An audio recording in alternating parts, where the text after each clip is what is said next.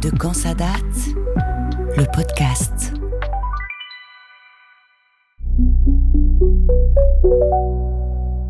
Épisode 3, 81. La guerre des roses. Quoi de neuf ? 81, le changement, c'est maintenant. La gauche arrive au pouvoir, Giscard nous dit au revoir. On proclame la liberté, liberté de créer, liberté d'écouter, une musique que l'on peut désormais regarder sur MTV. 81, tout va plus vite. Avec le TGV, Paris-Lyon n'est qu'à 2 heures. Les ordinateurs vont très vite aussi avec IBM, qui sort un modèle que vous connaissez, on l'appelle PC. 81, on aime l'argent. Dallas arrive sur nos écrans, ainsi que Dynasty, cette fois-ci aux États-Unis.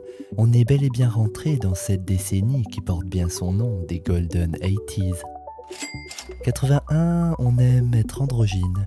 Michel chante qu'il est une femme, Diane-t-elle qu'elle est un homme.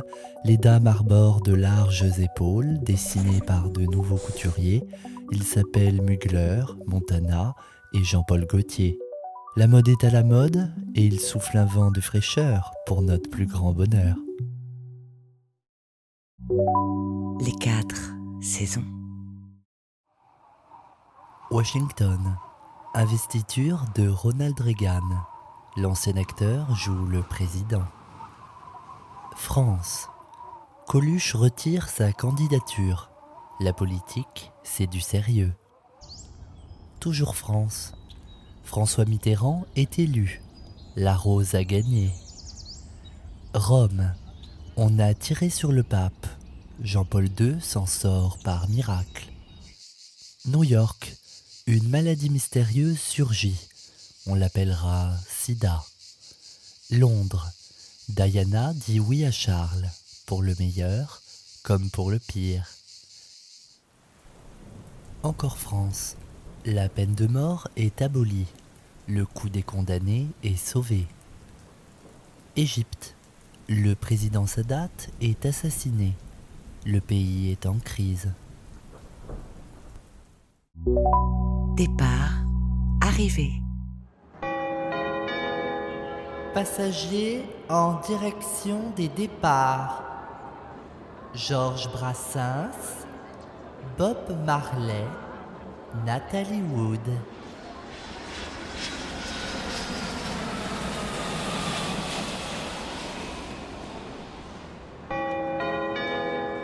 Passagers en provenance des arrivées. Britney Spears, Roger Federer, Nathalie Portman.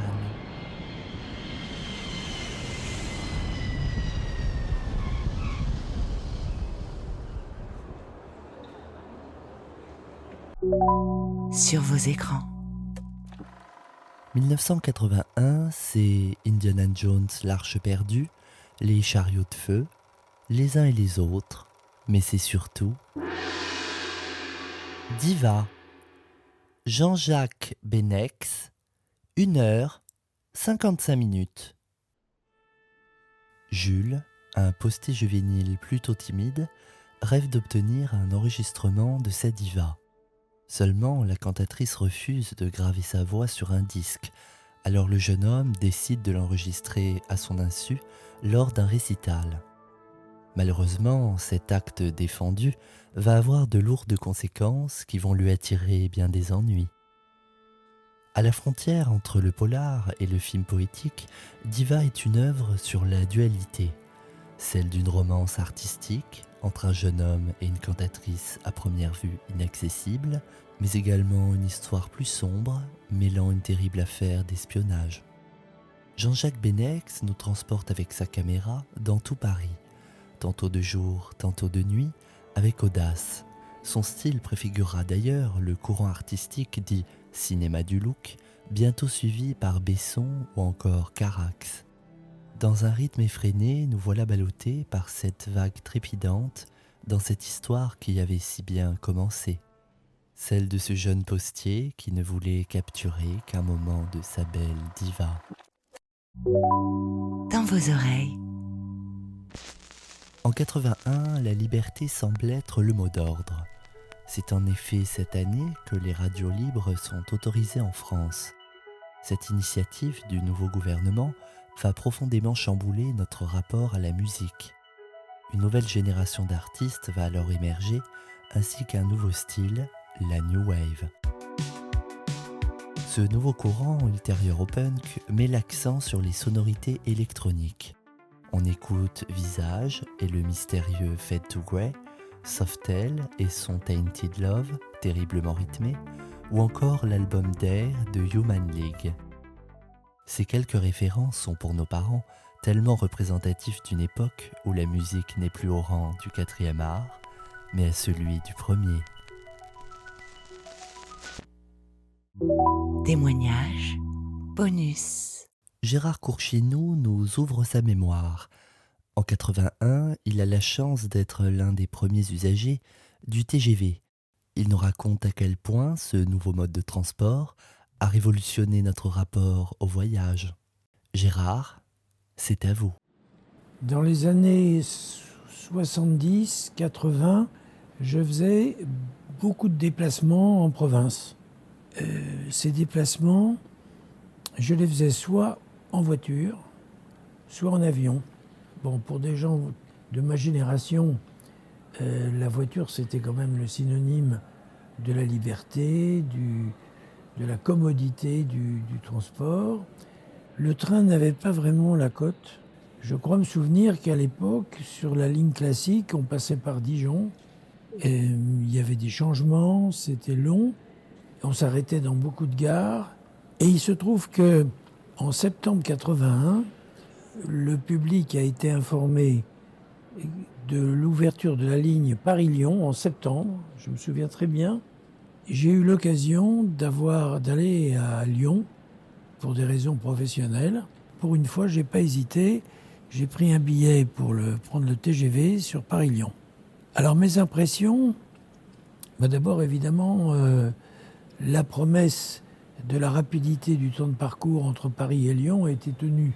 Ensuite, la sensation éprouvée était complètement différente de celle qu'on avait sur les lignes classiques. On avait l'impression de se faufiler dans le paysage, parce qu'on avait l'impression de suivre des courbes de niveau, de s'affranchir des collines, par exemple dans la traversée du Morvan ou de la Bourgogne. C'était presque une impression, l'impression qu'on a en avion. Je pense qu'il a eu un succès immédiat par sa silhouette, sa couleur qui était typique de ces années-là, l'orange, c'était confortable. Et je veux dire que ça m'a convaincu parce que ensuite j'ai toujours pris le TGV pour mes déplacements. Ça a été vraiment une révolution. L'instant. Par Charles Doiran. Nous sommes le dimanche 10 mai 1981 dans notre appartement de la rue d'Oberkampf à Paris. Il est presque 20h et comme des millions de Français, nous allumons notre poste de télévision. Ce soir-là, celle-ci a suivi deux familles que tout oppose. D'abord, la famille Morel, des gens du peuple, assis autour d'une table, prêts à dîner, où trône une bouteille de rouge et du bon pain sur une nappe à carreaux bien typique. Au centre, M. Morel a l'air plutôt décontracté, bretelle apparente, et il attend avec impatience, comme tout le monde, les résultats de 20h. Dans un tout autre style, rendons-nous à présent dans la deuxième famille, les Giraud. Ici, l'atmosphère est plus tendue. Déjà, on ne mange pas, on ne dîne pas devant la télé, mais nous la regardons plutôt au salon. Le chef de famille, M. Giraud, assis sur un sofa en velours, est entouré par sa femme et ses enfants. Ils attendent également, l'air inquiet, ce verdict qui s'apprête à tomber. Dimanche 10 mai 1981, dans quelques secondes, vous allez connaître le nom du président de la République. Voici les résultats. 5, 4, 3, 2, 1. François Mitterrand est élu président de la République. Chez les Morel, une vague de joie s'empare de la table. Les enfants applaudissent et le père embrasse sa femme et s'exclame d'un ton soulagé « Enfin !» Pour ce militant de gauche et syndicaliste averti, cette victoire, c'est d'abord celle des travailleurs. Il exprime à la caméra son espoir pour une justice sociale et une démocratie plus juste. Bref, c'est jour de fête chez les Morel. Toutefois, chez les Giraud, c'est une autre ambiance. L'annonce des résultats fait grincer les dents de cette famille giscardienne qui soupire. Pour ce cadre, vice-président de la Chambre des commerces de Haute-Savoie, la victoire de la gauche annonce une catastrophe sur le plan économique. Il va falloir tenir les promesses, et je ne sais pas comment il compte y arriver, s'exprime-t-il. Ce soir-là, nous venons de le voir, que l'on soit pour ou contre, l'émotion gagne tout l'Hexagone. La France est divisée en deux et 51,7% crient victoire, alors que 48,3% pleurent de désespoir. Mais revenons à Paris, si vous le voulez bien, dans notre appartement de la rue d'Oberkampf. Il est maintenant 22h et notre téléphone sonne. Des collègues nous appellent pour nous dire que tout le monde s'est donné le mot « Rendez-vous à la Bastille ». Nous éteignons alors notre poste, nous prenons nos clés et nous voilà aussitôt partis.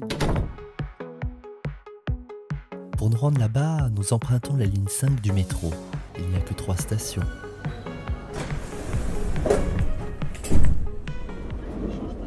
Les wagons se remplissent de plus en plus. Une fois arrivés, la porte s'ouvre. On entend des cris de joie sur le quai. Ce monde en liesse nous emporte dans les couloirs en direction de la sortie. Une fois dehors, nous sommes saisis par cette gigantesque foule qui s'est amassée sur la place. Et pourtant il pleut, mais ce n'a pas découragé les 200 000 personnes qui se sont rassemblées. Familles, jeunes, vieillards, la Bastille est devenue une immense fête populaire. Dans les rues, les klaxons ne cessent de sonner et le peuple chante, danse et crie victoire. Un passant nous donne une rose, une de plus, car oui, autour de nous, on ne saurait compter le nombre de fleurs qui dépassent au-dessus des têtes. Un poste de radio est allumé et l'on entend les premiers mots du nouveau président. Ce discours teinté d'espoir et de promesses nous donne l'envie de crier notre joie. On comprend que l'on est en train de vivre un moment historique et que l'on a définitivement changé d'époque. Nous y sommes, témoins de ce basculement tant espéré. Nous pourrons le dire, j'y étais ce dimanche 10 mai 1981.